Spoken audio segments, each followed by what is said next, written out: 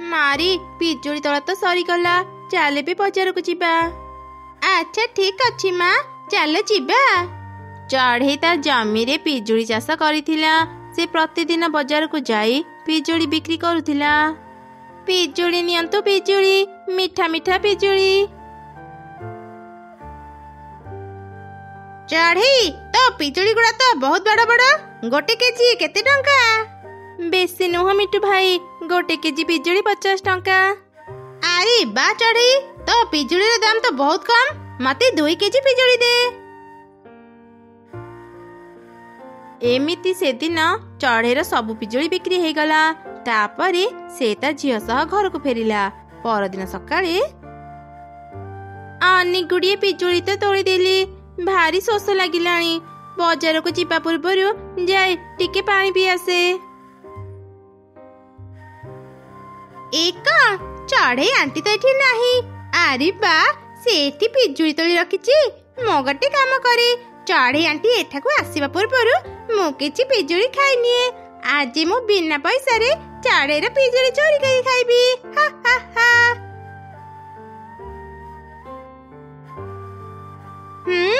भारी मीठा ए पिजुड़ी सतरी भारी मीठा। अरे छोट झियो काहाको किछि न कहि तांको जिनिस नेबा ठीक नुह।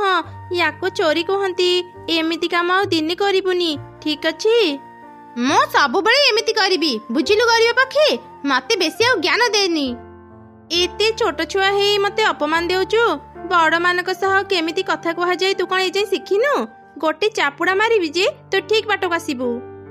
कौन हेला तू मते मारिबो? मु एबे मो बापा मां को तो कथा कहि देबी। एमिति कही काउछुआ शीघ्र ता बापा मां को पाखो गला। आउ से मिछ नाटक करी कहिला मां बापा। कौन हेला माँ तू एमिति कांदुचु काहेकी? अरे मां तू खाली थरे कह तते एमिति किए कंदेची। आमे ताको जमा भी छाड़ीबुनी। मां मते चढ़ई आंटी मारी चंती। मु आज तांको पिजुड़ी किनिबा पई जाइतिले। चढ़ई आंटी आख पाखरे नथिले। मु चढ़ई आंटी को झोड़ीरु 2टी पिजुड़ी खाई देले। सेति पई चढ़ई आंटी मते बहुत मारिले। कौन हेला सामान्य 2टा पिजुड़ी पई चढ़ई तते मारिला? आज आमे ताको छाड़ीबुनी। अरे सुनो चलो एबे चढ़ई घर को जीवा। बा मो प्लान सक्सेस। एबे चढ़ई पाइबा मजा।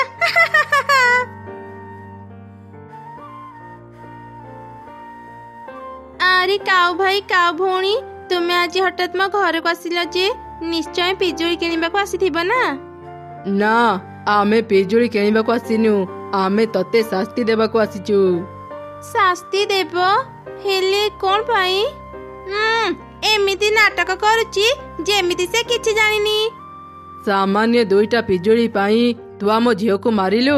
आज आमे भी तते छाड़ीबुनी। ना ना मु तो मो झियो को मारिनी। मु तो केवल ताको बुझौथिली। तू कौन कहबा को चाहछु? आम झियो हमको मिछ कहूची।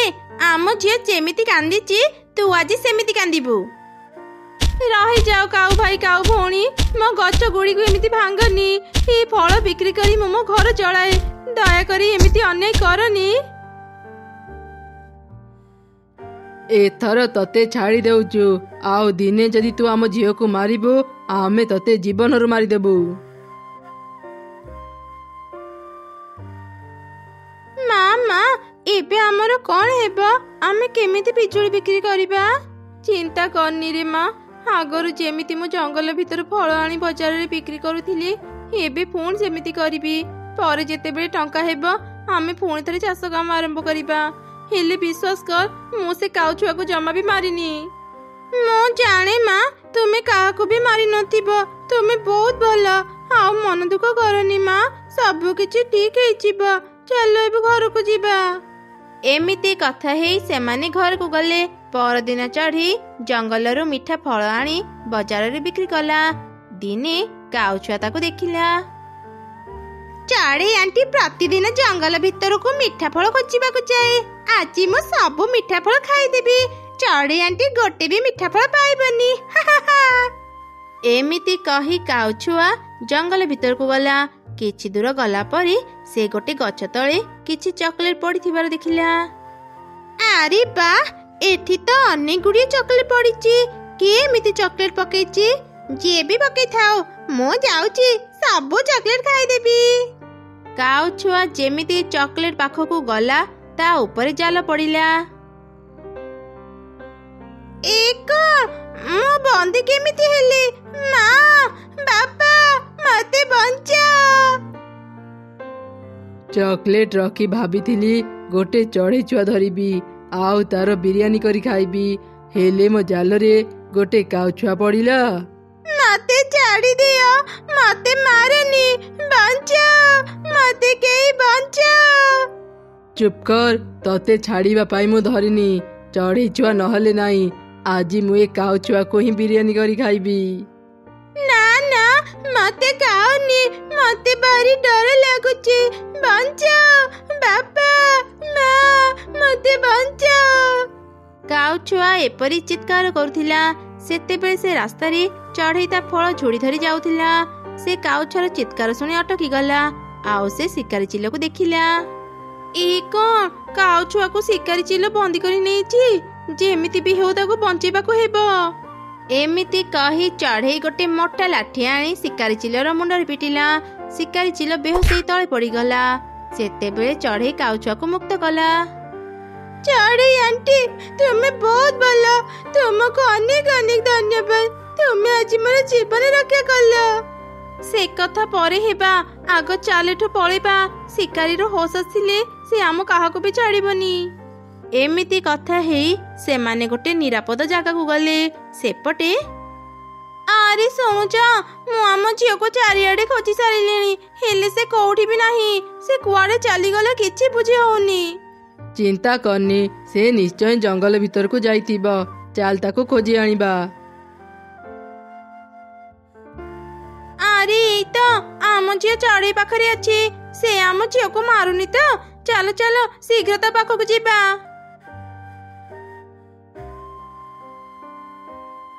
ଏଇ ଚଢ଼େଇ, ତୁ ପୁଣି ଥରେ ଆମ ଝିଅକୁ ମାରିବା ପାଇଁ ଚାଲି ଆସିଲୁ। ଆଜି ମୁଁ ତୋର ହାତ ଗୋଡ଼ ଭାଙ୍ଗିଦେବି। ନାଇଁ ମା, ଚଢ଼େଇ ଆଣ୍ଟି ମତେ ମାରୁନାହାନ୍ତି। ସେ ମୋର ଆଜି ଜୀବନ ରକ୍ଷା କଲେ। କାଉଛୁଆ ତାର ବାପା ମାଙ୍କୁ ସବୁ ଘଟଣା କହିଲା। ବାପା, ମା, ସେଦିନ ମୁଁ ମିଛ କହିଥିଲି। ମତେ ଚଢ଼େଇ ଆଣ୍ଟି ପିଟି ନଥିଲେ, ଓଲଟା ବୁଝେଇଥିଲେ ଚୋରି ନ କରିବା ପାଇଁ। ଚଢ଼େଇ ଆଣ୍ଟି, ମତେ କ୍ଷମା କରିଦିଅ। ମୁଁ ଆଉ କେବେ ବି ଚୋରି କି ମିଛ କହିବିନି। ଚଢ଼େଇ, ତୁ ଆମକୁ ବି କ୍ଷମା କରିଦେ। ଆମେ ସତ କଥା ନ ଜାଣି ସେଦିନ ତୋର ଅନେକ କ୍ଷତି କରିଦେଲୁ। ତଥାପି ତୁ ଆମ ଝିଅର ଜୀବନ ରକ୍ଷା କଲୁ। ହଁ ଚଢ଼େଇ, ଆଜି ଆମେ ଆମ ଭୁଲ ବୁଝିପାରିଲୁ। ତୁ ଚିନ୍ତା କରନି, ଆମେ ତୋର ଯାହା ବି କ୍ଷତି କରିଛୁ ସେ ସବୁର କ୍ଷତିପୂରଣ ଦେବୁ। ତମେ ମାନେ ନିଜ ଭୁଲ ବୁଝି ପାରିଲ ଜାଣି ମୁଁ ତମ ମାନଙ୍କୁ କ୍ଷମା କରିଦେଉଛି। ହେଲେ ଆଉ ଦିନେ ବି ସତ କଥା ନ ଜାଣି କାହାକୁ ବି ଦୋଷ ଦେବନି। ଆଚ୍ଛା ହଉ, ମୁଁ ଏବେ ଯାଉଛି। କାଉ ମାନେ ଚଢ଼େଇକୁ ତାର କ୍ଷତିପୂରଣ ଦେଲେ। ଚଢ଼େଇ ପୁଣି ଥରେ ତା ଜମିରେ ପିଜୁଳି ଗଛ ଲଗେଇଲା। ଏମିତି ସେ ତା ଝିଅ ସହ ଖୁସିରେ ରହିଲା।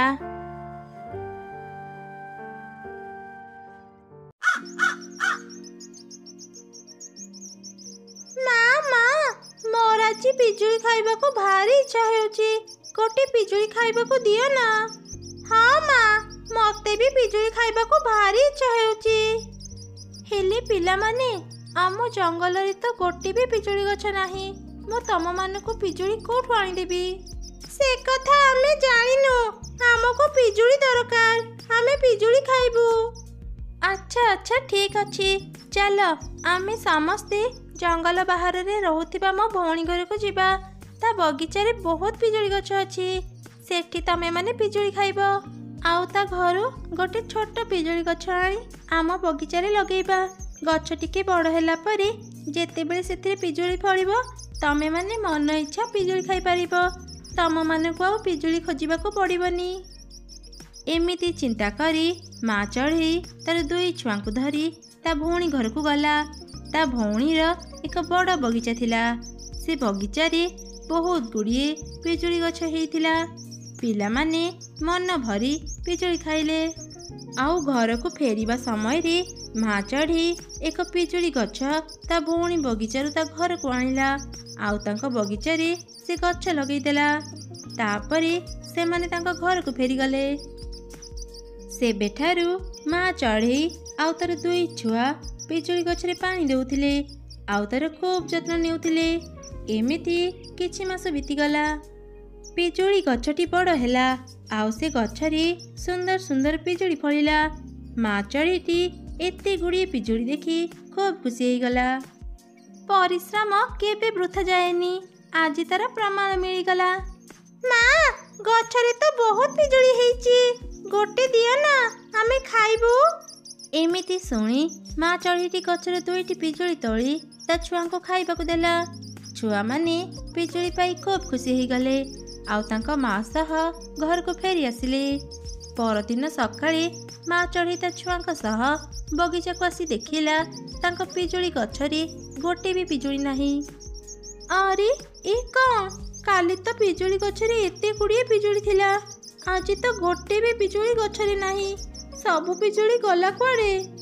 ମା, ଆମେ କ'ଣ ଆଉ କେବେ ବି ପିଜୁଳି ଖାଇପାରିବୁନି? ଆରେ ପିଲାମାନେ, ମତେ ଲାଗୁଛି ଆମର ସବୁ ପିଜୁଳି କିଏ ବୋଧେ ଚୋରି କରି ନେଇଯାଇଛି। କିଏ ଆମ ପିଜୁଳି ଚୋରି କରିଥିବ ମା? ଆମେ ତାକୁ କେମିତି ଧରିବା? ପିଲାମାନେ, ମୋ ପାଖରେ ଗୋଟେ ଉପାୟ ଅଛି। ଆମ ଜଙ୍ଗଲରେ ଜଣେ ସାଧୁ ବାବା ରୁହନ୍ତି। ସେ ବହୁତ ଦୟାଳୁ। ଜଙ୍ଗଲର ସବୁ ପଶୁପକ୍ଷୀଙ୍କୁ ସେ ସାହାଯ୍ୟ କରନ୍ତି। ଚାଲ ଆମେ ତାଙ୍କ ପାଖକୁ ଯିବା ଆଉ ତାଙ୍କୁ ଆମ ସମସ୍ୟା କହିବା। ସେ ନିଶ୍ଚୟ ଆମକୁ ସାହାଯ୍ୟ କରିବେ। ଏମିତି ଚିନ୍ତା କରି ସେ 3 ଜଣ ସାଧୁ ବାବାଙ୍କ ପାଖକୁ ଗଲେ ଆଉ ତାଙ୍କୁ ତାଙ୍କର ସବୁ ସମସ୍ୟା କହିଲେ। ସାଧୁ ବାବା, ମୁଁ ମୋ ବଗିଚାରେ ଗୋଟେ ପିଜୁଳି ଗଛ ଲଗେଇଥିଲି। ଗଛଟି ବଡ଼ ହେଲା ପରେ ସେଥିରେ ବହୁତ ପିଜୁଳି ଫଳିଲା। ମୋ 2 ଛୁଆ ମାତ୍ର 2ଟି ପିଜୁଳି ଖାଇଥିଲେ। ହେଲେ ଆଜି ସକାଳେ ଆମେ ଦେଖୁଛୁ ଆମ ପିଜୁଳି ଗଛରେ ଗୋଟେ ବି ପିଜୁଳି ନାହିଁ। ଆଚ୍ଛା ଚଢ଼େଇ, ତୁ ଦେଖିବୁ ତ ପିଜୁଳି କିଏ ଚୋରି କରିଛି? ହଁ ହଁ ସାଧୁ ବାବା, ହେଲେ ମୁଁ ଦେଖିବି କେମିତି? ଏମିତି କହି ସାଧୁ ବାବା ତାଙ୍କ ଶକ୍ତିରେ ସେ ଚଢ଼େଇକୁ ସେଦିନର ଘଟଣା ଦେଖେଇଲେ। ସେଦିନ ଚଢ଼େଇ ଆଉ ତାର ଛୁଆ 2ଟି ପିଜୁଳି ନେଇ ସେଠାରୁ ଯିବା ପରେ ଗୋଟେ ଦୁଷ୍ଟ କାଉ ତାଙ୍କ ବଗିଚାକୁ ଆସିଲା ଆଉ ତା ଥଣ୍ଟ ସାହାଯ୍ୟରେ ସବୁ ପିଜୁଳି ତୋଳିଲା। ତାପରେ ସେ ଗୋଟେ ବଡ଼ ବ୍ୟାଗ୍ରେ ସବୁ ପିଜୁଳି ଧରି ସେଠାରୁ ଚାଲିଗଲା। ଏ ଘଟଣା ଦେଖି ମା ଚଢ଼େଇଟି ଖୁବ୍ ରାଗିଗଲା। ଆରେ, ଏ ଦୁଷ୍ଟ କାଉ ମୋର ସବୁ ପିଜୁଳି ଚୋରି କରିଛି। ସେ ମୋଠୁ ଆକାରରେ ବଡ଼। ମୁଁ ଚାହିଁଲେ ବି ତା ସହ ଲଢ଼େଇ କରିପାରିବିନି। ସାଧୁ ବାବା, ମୋତେ ଟିକେ ସାହାଯ୍ୟ କରନ୍ତୁ, ଯେମିତି ସେ ଦୁଷ୍ଟ କାଉ ଶାସ୍ତି ପାଇବ।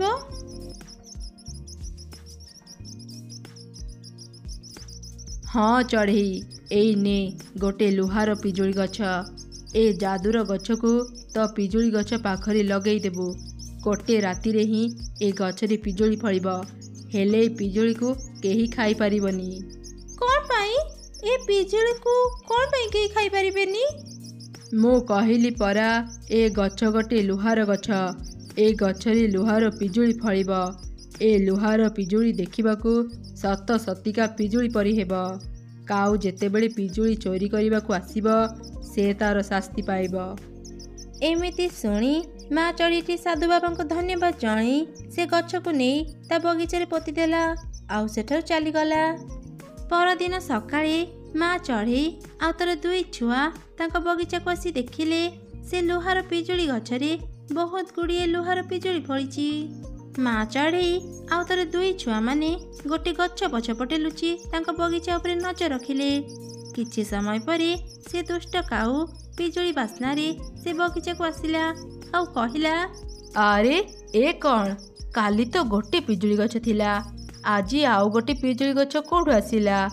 ଏ ଗଛରେ ତ ବହୁତ ପିଜୁଳି ଫଳିଛି। ବୋଧହୁଏ ମୁଁ କାଲି ଏ ଗଛ ଉପରେ ଧ୍ୟାନ ଦେଇନଥିବି। ସେ ଯାହା ହଉ, ଏବେ ତ ଏ ପିଜୁଳି ଗଛକୁ ଦେଖିଲି।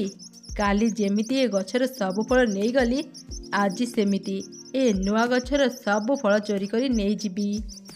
ଏମିତି ଚିନ୍ତା କରି କାଉ ପିଜୁଳି ତୋଳିବା ପାଇଁ ଗଛକୁ ଗଲା ଆଉ ପିଜୁଳିକୁ ତା ଥଣ୍ଟରେ ଖମ୍ବିବାକୁ ଲାଗିଲା। ହେଲେ ସେ ଗୋଟେ ବି ପିଜୁଳି ତୋଳି ପାରିଲାନି। ଏ କ'ଣ? ପିଜୁଳି ତ ବହୁତ ଟାଣ। ନା ନା, ମୁଁ ଖାଲି ହାତରେ ଏଠାରୁ ଯିବିନି। ଯେମିତି ବି ହେଉ ମୁଁ ପିଜୁଳି ତୋଳିବି।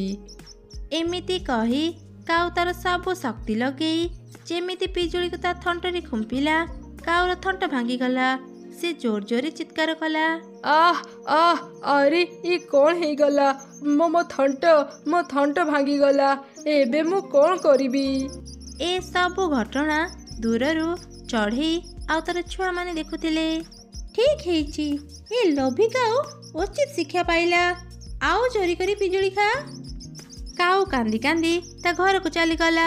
ସେ ତା ଲୋଭର ଶାସ୍ତି ପାଇଲା। ସେ ଆଉ କେବେ ବି ଚଢ଼େଇର ବଗିଚାକୁ ଗଲା ନାହିଁ। ସେପଟେ ଚଢ଼େଇ ପୁଣି ଥରେ ତା ବଗିଚାରେ ପିଜୁଳି ଚାଷ କଲା ଆଉ ତା ଛୁଆଙ୍କ ସହ ଖୁସିରେ ରହିଲା।